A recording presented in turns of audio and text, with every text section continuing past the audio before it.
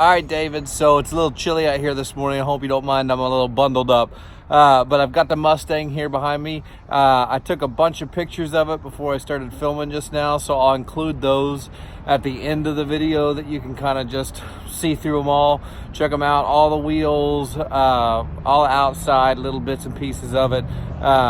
So I'll give you a quick walk around on the outside, kind of show you everything on it, give you a view of the inside. We'll play with the headrest, give you an idea there, and hope this helps. Talk to you soon today.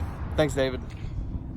All right, David, so here she is. Unfortunately, the one thing I didn't get to do this morning was to run it through the wash bay. Since it's so close to freezing here in Tulsa right now, we closed the wash bay down, so she's not quite as clean as she should be, or she would be, were you to decide to take it home. But this is it. Like I said, it's got 8,000 miles on it. I looked into the discrepancy on the mileage on the Carfax report, and it just looks like when it went to Fowler, they put it in there. They just put the wrong thing in there, because everything up to that point makes sense, and they just transcribed it wrong. Somebody had fat fingers, so we can get that sorted out, I would assume. All the tires are the wheels themselves. I took pictures of them all, but you can see these things are perfect. Up front, you've got good tire depth and everything on it that you can see. On the back, you've got a little bit of a different, I mean, it's not a different tread pattern, but since it's a wider wheel, you see a little bit less, but you can see here in the middle that where the tread is actually at, and not this side patch that's made to try to give you grip around a curve, that you've got a lot of depth there. So I'm going to see if I can get a gauge, a tire depth gauge.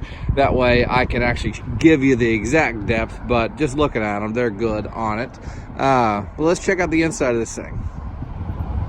So starting at the trunk, you do still have quite a lot of space in the back of a Mustang. At the end of the day, it is a Mustang. These things are used as everyday cars. This one wasn't, but in general they are, so they're built to be usable. You do have a set of all-weather mats, and then you've got the original GT500 mats still in the plastic packaging from the manufacturer right there. So you've still got the original mats, never even used, and a set of all-weather mats back here. Enough space in the back for whatever you need, but then you get up to the business end. Before we get there, we need to point out you do have a back seat back here versus the 370Zs we were talking about, which you do not. So back seat covered, but let's do the fun parts. So power seat, I just moved my seat up there for that. And there she is, come to life. She comes up, she tells you good morning even on your screen here. I've been playing with it a little bit. You can program different things to be in these different boxes, so you can adjust what you want to see on your dash. And this is a touch screen, so it just depends on how you set it up. You can even load pictures in there and things like that if you want something specific.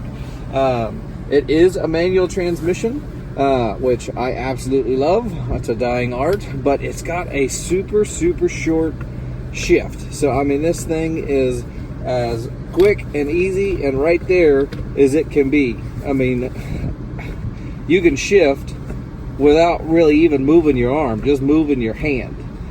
So super short shift on that, which I love on a sports car.